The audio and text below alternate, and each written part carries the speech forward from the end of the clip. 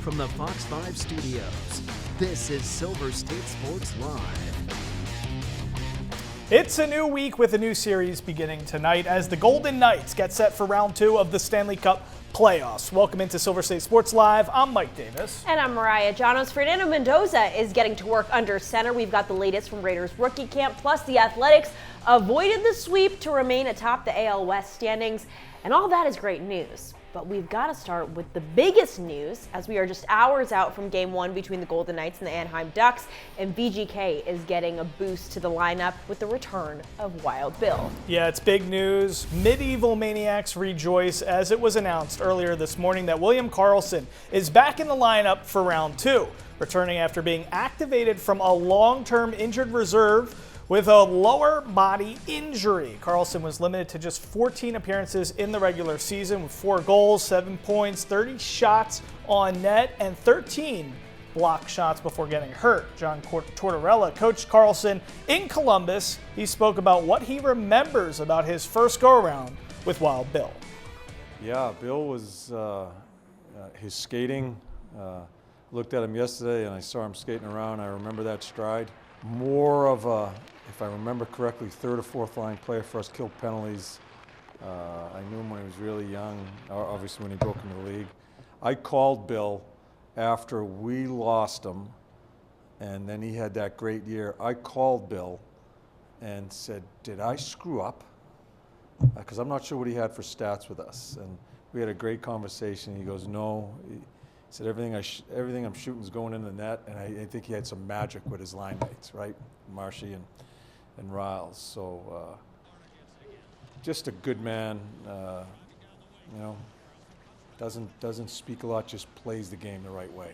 Looking forward to getting him back in the lineup. We needed that reunion there. All right, so joining us now from City National Arena is our very own Vince Sapienza. Vince, what does the return of Wild Bill Karlsson mean for the Golden Knights going forward here? This is an absolute boost for the Golden Knights roster. William Karlsson is not only a fan favorite to the Medieval Maniacs, but this is one of the fan favorites inside the locker room. He touches every part of the ice, from power play to penalty kill.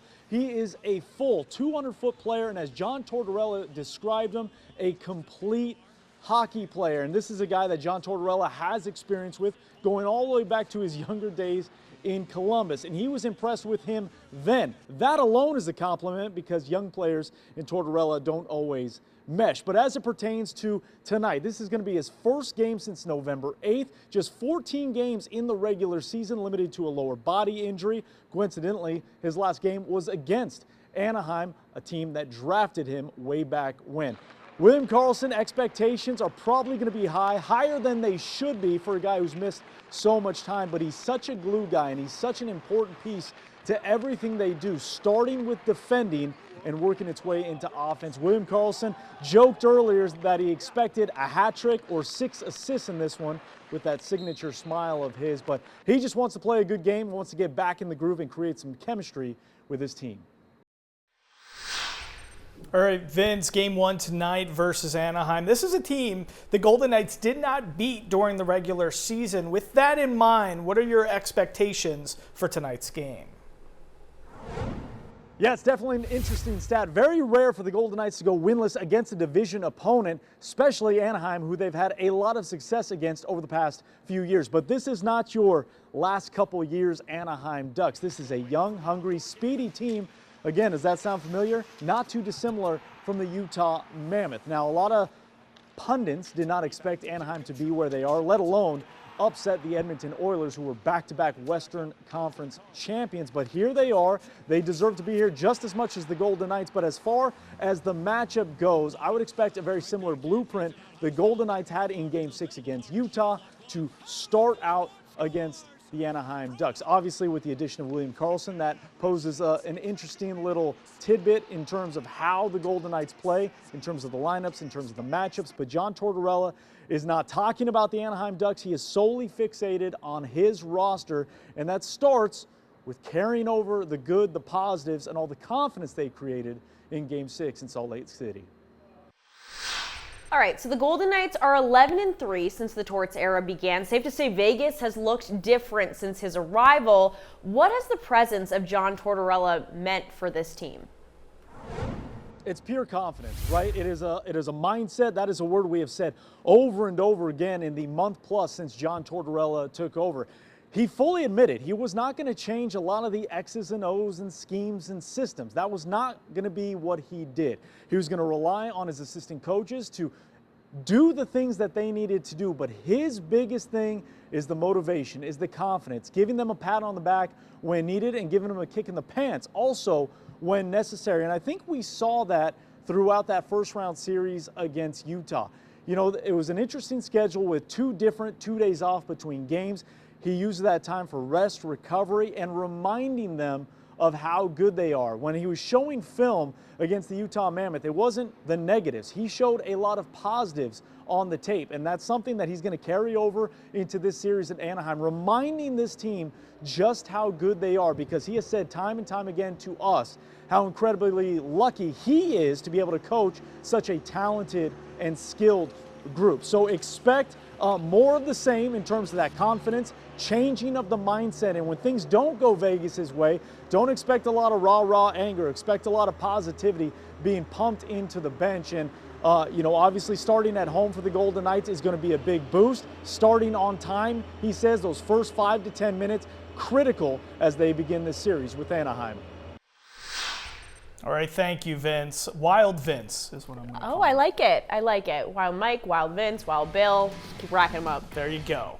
Well, here's the tail of the tape for the series. Some interesting numbers to look at. We know the Knights 0-1 versus Anaheim in the regular season, but that was all pre-Torts. Vegas won the Pacific Division, though, with 95 points. Anaheim finished third with 92. Now, here's where it gets interesting. Vegas only 226 minor penalties taken, tied for the most disciplined team in the league. Anaheim ranked 22nd. And third period goals too. The Golden Knights with 108, the best in the league. As we know, they're a third period team. Anaheim 97, 11th in the league. And finally, both these teams nearly impossible to beat if they have a lead on you in the third period. So look at those records when they lead after the second period. Pretty close there, not much of a differential.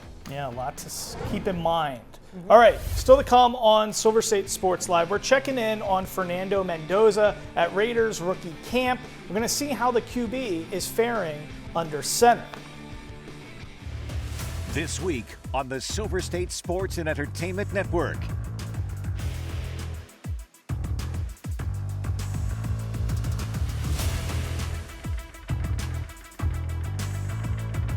Your Triple SEN lineup is sponsored by AAA Roadside Assistance. Visit AAA today.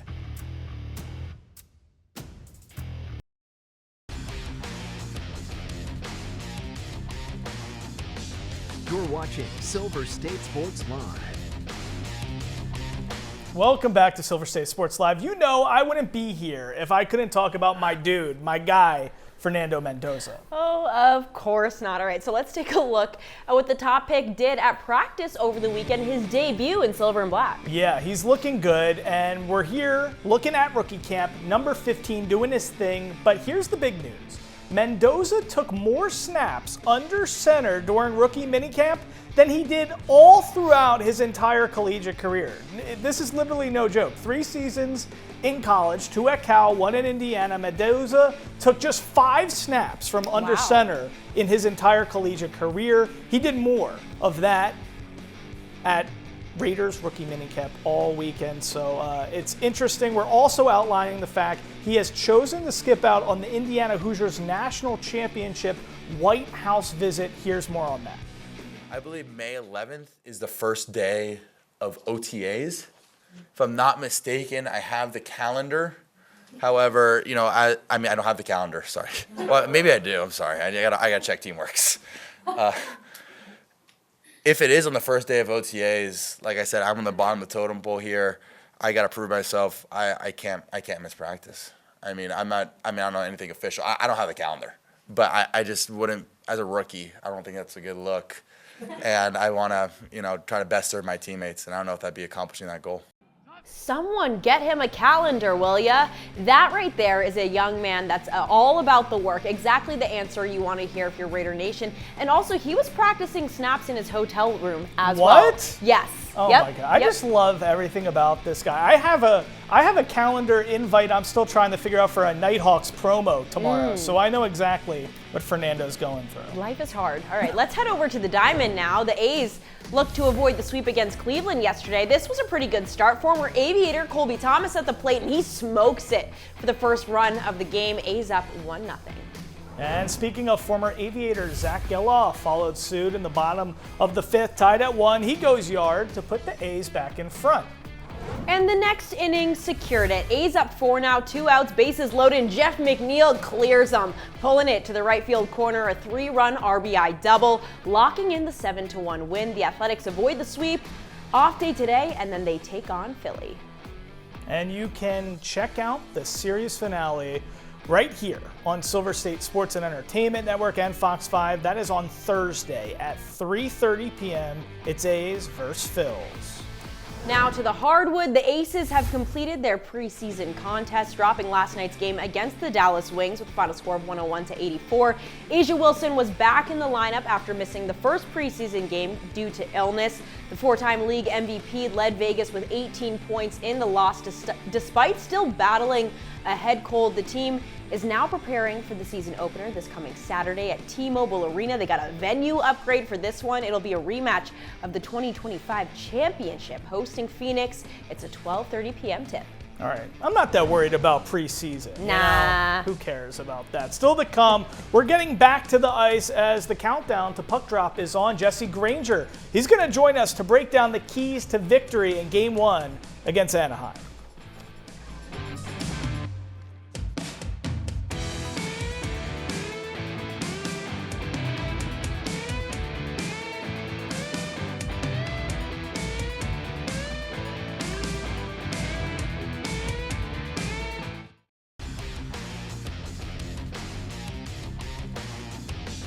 You're watching Silver State Sports Live. The countdown to Game 1 continues. Golden Knights versus Ducks. Puck drop set for 6:30 p.m. tonight at the Fortress. We can't wait. So let's bring in Jesse Granger, goaltending and Golden Knights writer for The Athletic. Jesse, it's so good to see you. Now let's get right to it. William Karlsson back in the lineup tonight. Who are you expecting to sit this one out? And do you foresee a lot of playing time for Karlsson, or more so easing his way back into this? Yeah, we're doing a little bit of guesswork right now because it was an optional morning skate. They didn't take line rushes. We would normally have a lot more certainty about who's coming out. If I had to guess, I do think it'll probably be Riley Smith who draws out of the lineup, and we'll see William Karlsson on that third line with Tomas Hertl and Keegan Colasar possibly. I expect them to play him as much as possible. I mean, John Tortorella has leaned on his top players. William Karlsson, if there's one thing you can be certain about William Karlsson, is that I think his gas tank is going to be there.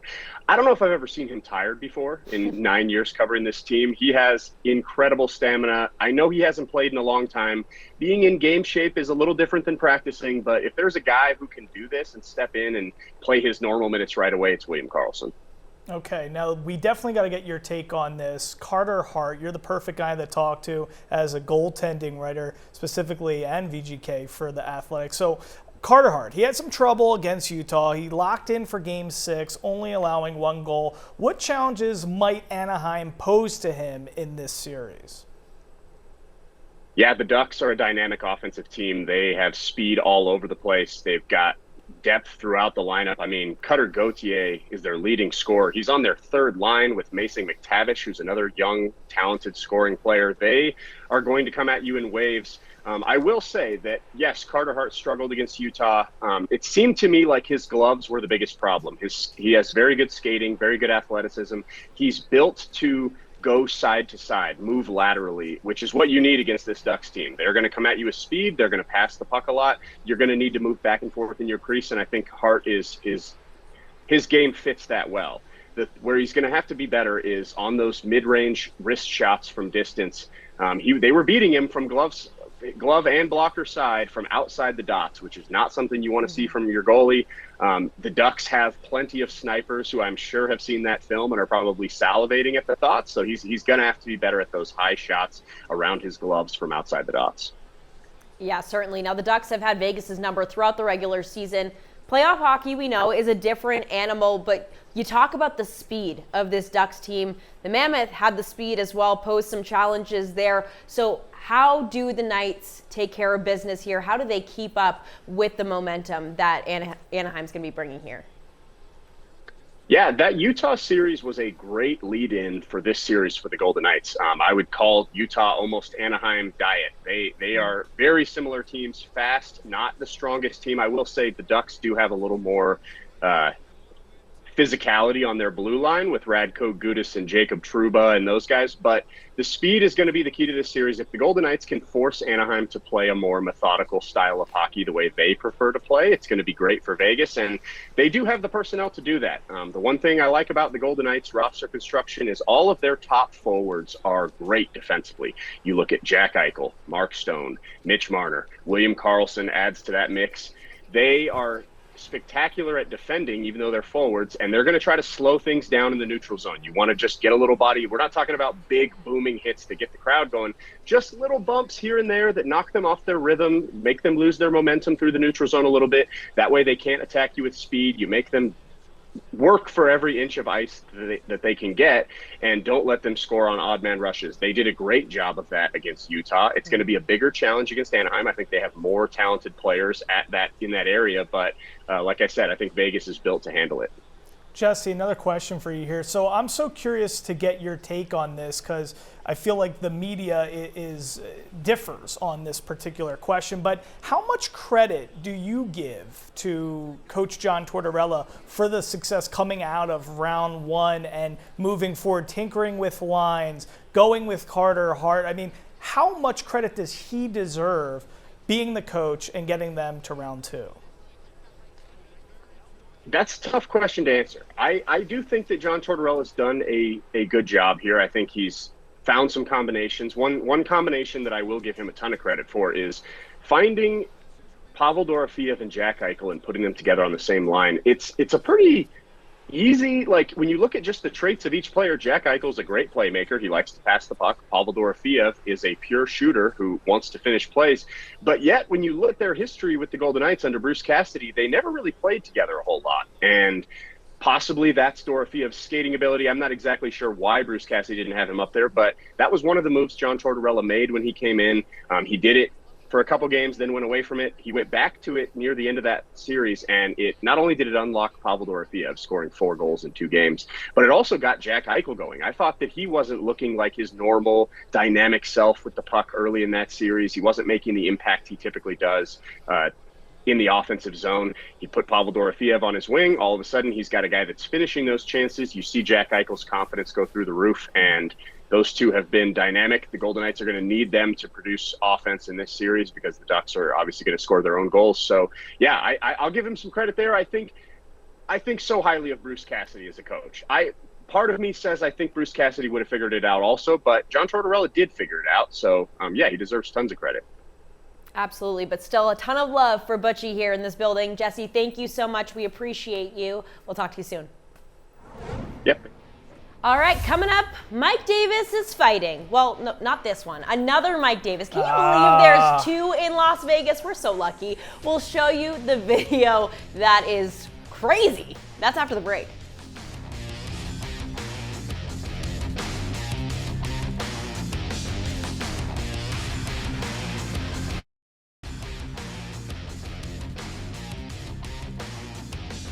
You're watching Silver State Sports Live. Every weekend in Vegas is guaranteed to be a good time, Yeah. but this past weekend, well, it was on another level, beginning with the Morgan Wallen concert at Allegiant Stadium. Yeah, I wish I was there. I'm really kicking myself now. The country music star was in town for 2 nights, and he delivered. On night 1, he took to the stage rocking an iconic Larry Johnson Runnin' Rebels jersey. So sick. Look at that. Amazing. And night 2, he goes big time.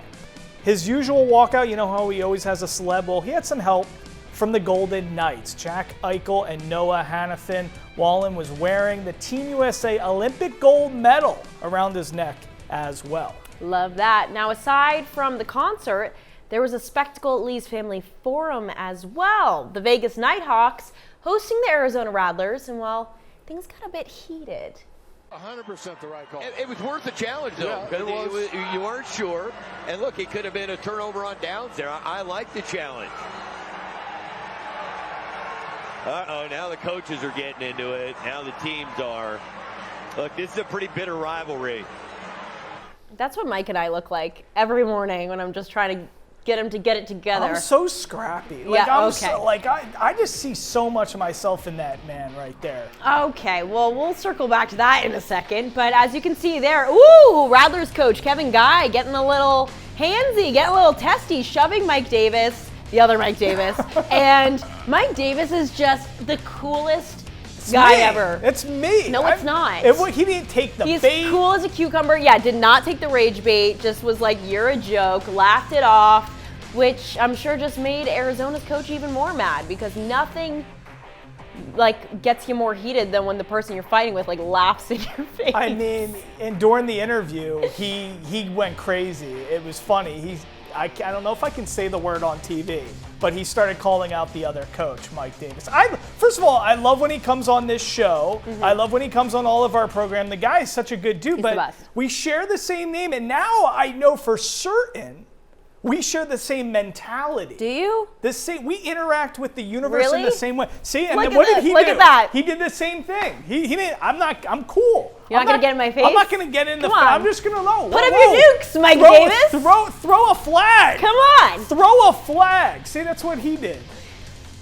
He's Mike a legend. Davis is. You can't beat him. Yeah. I guess. That wasn't convincing now at all. I need to change my name to Mike Davis, I guess. We'll see you tomorrow.